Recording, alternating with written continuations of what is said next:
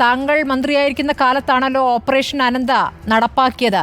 അത് ഒന്നാം ഘട്ടം വളരെ ഫലപ്രദമായി ജിജി തോംസൺ ചീഫ് സെക്രട്ടറി ആയിരിക്കുമ്പോൾ നടപ്പാക്കുകയും ചെയ്തിരുന്നു. പക്ഷേ അതിൻ്റെ അങ്ങോട്ട് തുടർച്ചയുണ്ടായില്ല. സർക്കാർ മാറി, പിന്നെ അതവിടെ പദ്ധതി നിൽക്കുകയായിരുന്നു.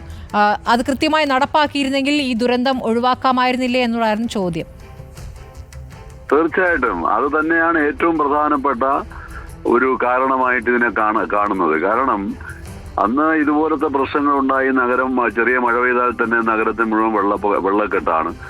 അന്ന് ക്യാബിനറ്റിൽ ഈ കാര്യത്തെക്കുറിച്ച് ഞാൻ ഉന്നയിച്ചപ്പോഴാണ് അന്ന് ഉമ്മൻചാണ്ടി സാർ മുഖ്യമന്ത്രിയായിരുന്ന സമയത്ത് ചീഫ് സെക്രട്ടറി അന്ന് ജിജി തോംസൺ ആയിരുന്നു, അന്ന് കളക്ടർ നമ്മുടെ ബിജു പ്രഭാകരനായിരുന്നു. അവരെ ചീഫ് സെക്രട്ടറിയെ ചുമതലപ്പെടുത്തി അവർ രണ്ടുപേരും കൂടെ നിന്നുകൊണ്ട് എന്ത് തടസ്സം ഉണ്ടായിരുന്നാലും അതെല്ലാം നീക്കി വെള്ളം ഒലിച്ചു പോകുന്നതിലേക്ക് വേണ്ടിയുള്ള നടപടി സ്വീകരിക്കണമെന്ന് പറഞ്ഞ് ഓപ്പറേഷൻ അനന്ത എന്ന ഒരു പേര് തന്നെ നൽകി ഫലപ്രദമായ രീതിയിൽ ചുരുങ്ങിയ സമയം കൊണ്ട് ഈ മാലിന്യങ്ങൾ മുഴുവൻ നീക്കം ചെയ്യുന്നതിലേക്ക് വേണ്ടിയുള്ള ഒന്നാം ഘട്ടം പൂർത്തീകരിച്ചു. വലിയ തടസ്സങ്ങളുണ്ടായിരുന്നു ഓരോ സ്ഥലത്തും ഓരോ പ്രദേശങ്ങളിൽ. പക്ഷെ അതെല്ലാം ജനങ്ങളുടെ ഒരു പിന്തുണ ഉണ്ടായിരുന്നു. കാരണം ഈ മാലിന്യം ഇങ്ങനെ ഇത്രയധികം കൂടിക്കിടക്കുന്നത് കൊണ്ടുണ്ടാകുന്ന ബുദ്ധിമുട്ട് മനസ്സിലാക്കിയിട്ട് ഒന്നാം ഘട്ടം പൂർത്തീകരിച്ചു. അന്ന് 25 കോടി രൂപ ക്യാബിനറ്റിൽ അനുവദിച്ചു. പ്രഖ്യാപനമല്ല, അനുവദിച്ചു. ആ 25 കോടി രൂപ കൊണ്ട് ആദ്യത്തെ ഘട്ടം ഫലപ്രദമായി ജിജി തോംസന്റെ നേതൃത്വത്തിൽ തന്നെ ഞങ്ങളെല്ലാവരും ആ ഫീൽഡിൽ തന്നെ ഒപ്പം ഉണ്ടായിരുന്നു. അപ്പോൾ ആ പ്രവൃത്തി പൂർത്തീകരിച്ചു. പക്ഷെ രണ്ടാം ഘട്ടത്തിലേക്കുള്ള ഒരു സാഹചര്യം വന്നപ്പോഴാണ് ഈ LDF ഗവൺമെന്റ് വന്നത്.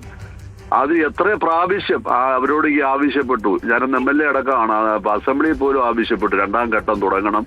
അന്ന് പിന്നെ വളരെ ശക്തമായി ആവശ്യപ്പെട്ടു എങ്കിലും അതിനുള്ള തുക അനുവദിച്ചില്ല. രണ്ടാം ഘട്ടം തുടങ്ങിയില്ല. ഈ തുടങ്ങിയ ഒന്നാം ഘട്ടം പൂർത്തീകരിച്ചത് മുഴുവൻ രണ്ടാം ഘട്ടം കൂടി പൂർത്തീകരിച്ചിരുന്നു എങ്കിൽ ഈ നഗരത്തിലുണ്ടാകുന്ന ഈ വെള്ളപ്പൊക്കം മറ്റ് പ്രശ്നങ്ങളൊന്നും ഉണ്ടാകില്ല. ഇപ്പോൾ മറ്റൊരു പ്രധാനപ്പെട്ട കാര്യം എന്ന് പറയുന്നത് ഈ ഓപ്പറേഷൻ അനന്തയുടെ രണ്ടാം ഘട്ടം പൂർത്തീകരിച്ചില്ല എന്നുള്ളൊരു പ്രധാനപ്പെട്ട കാര്യം. രണ്ടാമത്തെ കാര്യം, ഇവിടെ നഗരത്തിലെ മാലിന്യ സംസ്കരണത്തിന് ഒരു ഫലപ്രദമായ ഒരു നടപടിയില്ല. ഗവൺമെന്റ് വന്ന് 8.5 വർഷമായിരിക്കുക. ഗവൺമെന്റ് ഏറ്റവും പ്രധാനമായി ജനങ്ങളോട് പറഞ്ഞത് ഈ LDF ഗവൺമെന്റ് വന്ന തലസ്ഥാന നഗരിയിലെ ഖരമാലിന്യ സംസ്കരണത്തിന് വേണ്ടിയുള്ള പദ്ധതി കൊണ്ടുവരും എന്ന് പറഞ്ഞു. വിളപ്പിശാലയിലെ ആ മാലിന്യ ട്രീറ്റ്മെന്റ് പ്ലാന്റ് അത് പൂട്ടിയപ്പോ ഈ തിരുവനന്തപുരത്ത് ചില ചെപ്പടി വിദ്യകളാണ് ഇപ്പൊ കാണിക്കുന്നത്. ഇന്നലെ നമ്മൾ കണ്ട് കിള്ളിപ്പാലത്ത് വണ്ടി റോഡിന് അവിടെ കൊണ്ട് കോർപ്പറേഷൻ തന്നെ പിന്നെ ലോറി കണക്കിന് മാലിന്യം അവിടെ കൊണ്ട് തള്ളുന്നത് നമ്മൾ കണ്ടതാണ്. ഈ പാർവതി പുത്തനാറിന്റെ സ്ഥിതി ഒന്ന് ആലോചിച്ചു നോക്കണം. റിസർവ് ബാങ്ക് മുതൽ തമ്പാനൂര് ഈ റെയിൽവേ സ്റ്റേഷൻ വരെയുള്ള ഒന്നാം ഘട്ടം ആ ഒരു ഭാഗം വീടുകളുടെ അകത്ത് ഈ മുഴുവൻ ഈ ആറ്റിൽ കൂടെയുള്ള മലിനജലവും അതുപോലെ തന്നെ ചവറുകളും മുഴുവൻ മാലിന്യങ്ങളും വന്നിരിക്കും. അവിടെ പോയി നോക്കിയാൽ അറിയാം ആളുകൾ എന്ത് കഷ്ടപ്പെടുന്നു എന്നുള്ളത്. ഇത്രയും ദുർഗന്ധം വമിക്കുന്ന ഒരു നഗരം ഇതെന്താ ചെയ്യുന്നത്? ഇപ്പൊ സ്മാർട്ട് സിറ്റിയെ കുറിച്ച് പറഞ്ഞു. സ്മാർട്ട് സിറ്റി പദ്ധതിയിൽ ഇതിനെക്കുറിച്ചൊരു ഫസ്റ്റ് പ്രിഫറൻസ് എടുത്തുകൊണ്ട് ഇതിലേക്ക് വേണ്ടുന്ന ഒരു നടപടി ഗവൺമെന്റ് സ്വീകരിക്കട്ടെ. അല്ലെങ്കിൽ ഗവൺമെന്റ് ഇച്ഛാശക്തിയോടുകൂടി ഈ കാര്യങ്ങൾ പ്രവർത്തിക്കട്ടെ. കോർപ്പറേഷൻ എന്ന് പറഞ്ഞു കഴിഞ്ഞാൽ ഒരു കാര്യവും ചെയ്യുന്നില്ല. ഫലപ്രദമായി ഒന്നാം ഘട്ടം രണ്ടാം ഘട്ടം തുടങ്ങിയില്ല. രണ്ടാമത്തെ കാര്യം, ഖരമാലിന്യ സംസ്കരണത്തിനുള്ള സംവിധാനമില്ല.